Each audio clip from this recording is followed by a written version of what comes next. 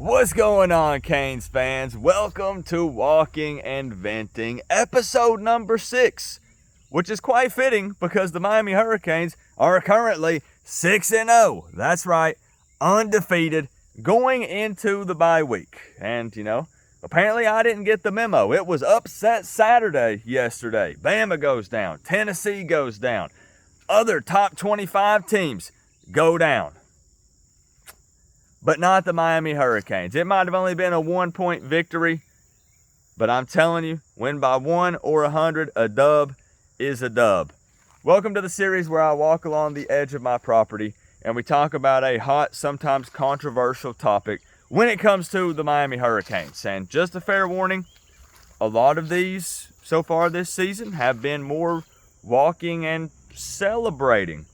Walking and having a good time, not really, complaining about much, but I do want to discuss something in this week's episode, and I'm begging you, I really want to see some feedback in the comment section because I value each and every one of your opinions.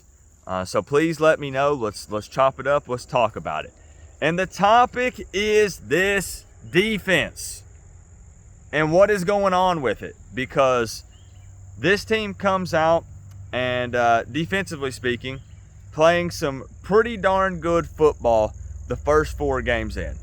But what happened once we stepped up in competition? Once Miami got into ACC play, and I need to make it known that, again, I am nitpicking. Let's go ahead and establish that before we really deep dive into this. Bro, I'm happy. We're 6-0. I really cannot complain too much. You're not going to play lights out every game.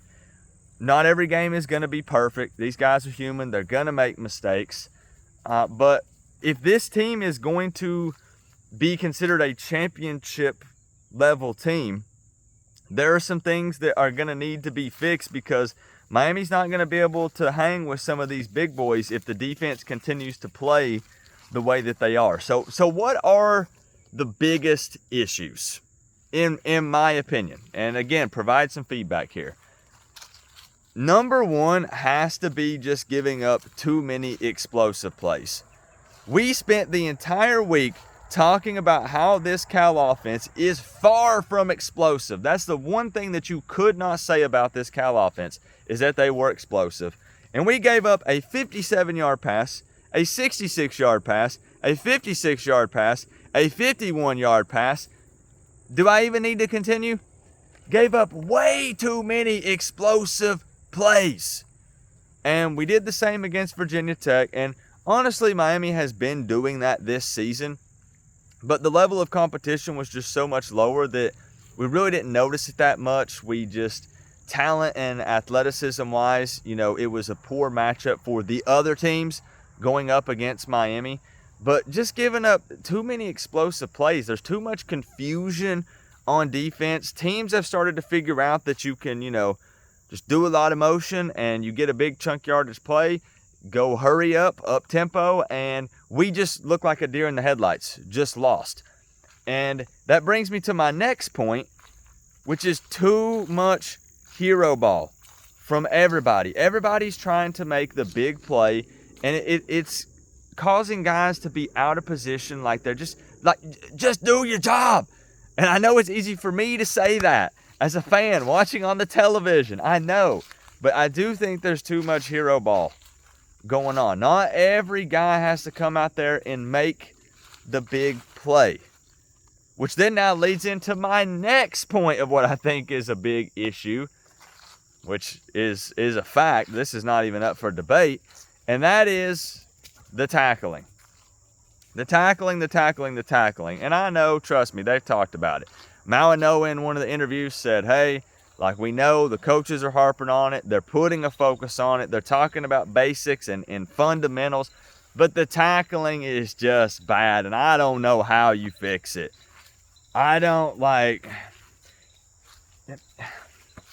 We had the most missed tackles under Mario Cristobal ever in the Virginia Tech game. Max is out here just having a good old time. Y'all see him? It's a beautiful fall day here. And he's so happy that I included him in this week's episode of Walking and Venting because it's extra outdoor time for him. But, like, what do you do? How do you fix this? Because as Miami gets deeper and deeper into the schedule, because none of us deny the fact that it's a relatively soft schedule, so I can't come on here and be like, well, look who we have coming up. And well, Florida State, Duke, who's been scraping by, just lost to Georgia Tech, Wake Forest, Louisville could be tough. Absolutely. I know they lost to SMU, but Rhett Lashley does some crazy things offensively. Dual threat quarterback, Brashard Smith, former Cane, who can line up anywhere on the field. I'm getting off topic though. I'm looking ahead. We got a bye week. We got to rest and relax. Tackling is just continues to plague the team, and it's becoming a big issue. So giving up too many explosive plays, bad tackling, too much hero ball, and I think that it'd be great if the defense could get back to creating more turnovers. We had one interception, right, against Cal, one interception against Virginia Tech, and we were getting around two or three per game before that. I think we had 3 in one of the games. But the offense is scoring points. Like, we are not concerned about that. The offense will put up points. So more turnovers just puts the ball in the offense's hands and gives us more opportunities to put points on the board. So we need more takeaways. Because everybody always says, what's the saying, right? Defense wins championships. Well, this defense is definitely trying to do the bend don't break, but boy, they're bending to the point of they're about to break their backs. They're not quite there, but it's getting close. So when Miami gets to, hypothetical, not a prediction, okay? When Miami gets to ACC championship game, if that happens, well, they're probably going to be playing a pretty high-powered offense, SMU, Clemson, maybe something like that. And this team's not going to be able to, like, you can't keep digging a hole and putting the offense's backs against the wall, because then you kind of force them to play hero ball. It's why I was so nervous in that Cal game, because I felt like they had Miami right where they wanted us. We were down 25 going up against a defense that led the nation in interceptions. So we don't want to consistently be in a hole like that. The comeback Canes, the cardiac Canes is cool and all if you end up winning, but are they going to be able to continue to do that week in and week out? Because you have to think that eventually they're going to slip up. Eventually they're going to come up a little bit short. So we got to get back to holding teams to less explosive plays. Got to tackle better. Not as much hero ball. More takeaways. But how do you fix these things? What do you do? Because we knew that it was kind of, the secondary was a little suspect going into this season. Talked about it all spring. Talked about it all fall camp. And now that the level of competition has stepped up, you are really starting to see it. Again, not just being super negative. Let's have an open, honest, adult conversation here. Because I want this team to be special, and they are, but I want them to go beyond the regular season. I mean, Miami's already bowl eligible. We've won the first 6 games on the schedule, but we want more. Right, Canes fans? We want much more than that. I think what would help, number one, is, man, these mosquitoes are everywhere. I'm getting eat alive. Definitely what would help, it's only one man, but having Damari Brown back. I know that OJ has stepped up as much as he can, and Daryl Porter Jr. has played okay, not bad. But Damari Brown was balling out in that Florida game. He had receivers on lockdown. And I don't know how much longer it's going to be. Like, nobody really has a true idea, a timetable on his return, because they keep that stuff under wraps. Maybe the bye week will help. Maybe that can provide some time, for him to be able to get a little bit better and come back. But Damari Brown being back would be huge. That would be a huge, huge, huge boost for this defense. But let me know what you think. It's not that the defense, again, is playing horrible. I don't want people to come on here and be like, man, Coop's just being so negative. I don't understand it. They're giving up 88 rushing yards per game and 193 passing. That's not bad. But 38 points to Cal, 34 points to Virginia Tech. We're not worried about the offense. We have the number one passing offense in the country. I think number one offense overall, if I'm not mistaken. But I am a bit worried. I am a bit worried. Let me know. I don't know what else to say. I am happy. I'm big chilling. I don't know how much more my heart can handle. Maybe that's more so what it is in this video. Is I'm like, can we just be in control? Can we dominate both on offense and defense for 4 quarters so we don't have to do this cardiac Canes bit all season? If it ends in a win, then I'll take it. I will take it. But I tagged Canes football on Twitter immediately after that game. It's like, 3 o'clock in the morning. And I said, even though you continue to shave years off of my life, I still love you and will forever love you. But boy, my heart rate hovered around 125 to, I think it got as high as 165 in that Cal game. Good grief.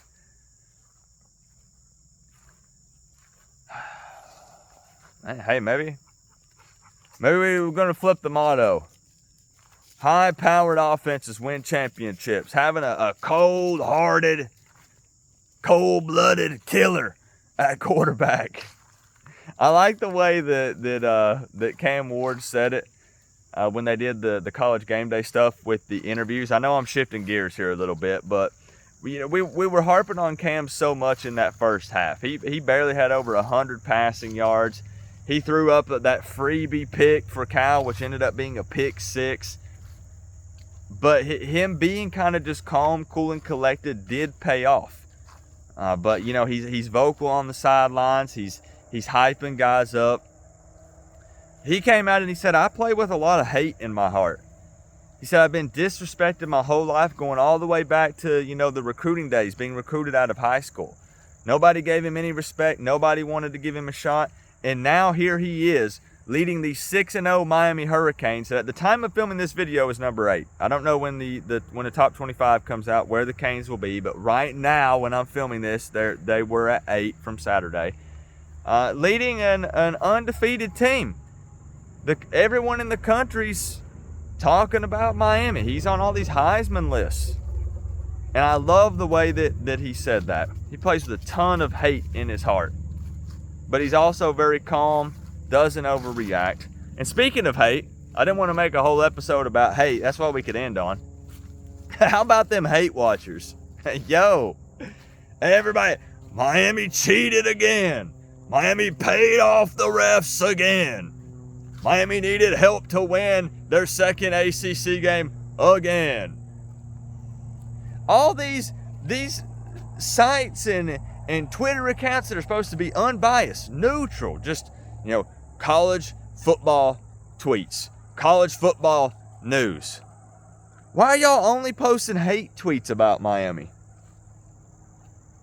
Why are you clowning Miami when they're down 25 and saying, well, the U is definitely not back? Yeah, keep hate watching. Making yourself look like a bunch of idiots. There's a Twitter account called Freezing Cold Takes, I believe. Yeah, I guess you're going to get yourself on the front page of that. So much hate. Miami is the most hated team in college football at this current moment. And you can say that they've been the most hated for a long time, but that's yes and no. Because Miami's been down so much, it got to the point to where some people even felt bad hating on Miami. They literally told me that face to face. He said, Coop, I almost feel bad dogging Miami. Y'all are so bad. I don't even want to say anything. Now, Miami's winning, and people will look for any excuse other than to say, hey, Miami's actually playing some decent football and they got some good football players. We have been getting out coached at times a little bit, though. I'm liking the adjustments, but, man, we were getting out coached a bit in that Cal and Virginia Tech game. Let's be 100% honest. But the hate is real. People stayed up until 3 o'clock in the morning just to hate watch Miami and then watch the Canes come out on top. And that made them even more mad. Everybody hates us right now, and it's great. It's going to be so much fun. Can you imagine if we get to the ACC championship game and win and made it to the playoffs? What's that going to be like? I can't even begin to imagine. I'm pumped. But it's just wild to see the places that are supposed to not be biased continue to push this narrative of cheaters, frauds, fakes, paying the refs. Miami actually sucks. Literally just waiting for the Canes to be exposed. All right. You better be talking about how Alabama just lost to Vanderbilt. I better see posts. Better see where, Nico, what are you doing, bro? You run out of bounds instead of throwing the ball downfield. End of the game, you lose to Arkansas. Instead, you want to talk about how Cam Ward played pitiful in the first half and had to try to come back. But then you leave out the part that talking about that he did, that we won the game.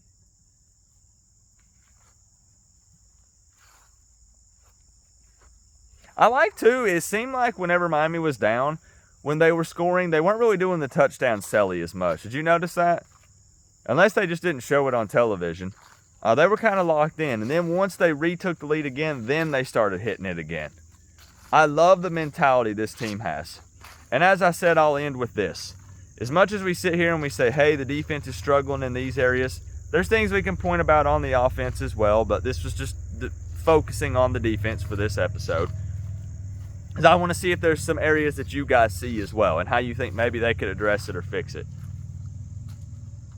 But I still like that the team fights and doesn't give up, and that applies to both sides of the ball. Man, at the end of the day, you just got to come out there and give it your best, and you got to play physical and go all out for 4 quarters, and I think they're mostly doing that on both sides of the ball. And they're playing together, they're playing as a team, and right now that's all I can really ask for. And just hope they can make some tweaks, maybe some little adjustments. Guys can continue to get healthy, and maybe we can get some more guys back in for Louisville so we can be prepared to beat that booty. Let's chop it up down in the comments. We're 6-0. I'm feeling good. Stress-free week coming up this week, and that's always exciting. Man, I love this team. Remember, though, guys, we're all one big happy college football family, but at the end of the day, I got to say, it's always better when you get to rep the U. Coach Coop, peace out. I'll see y'all in the next one.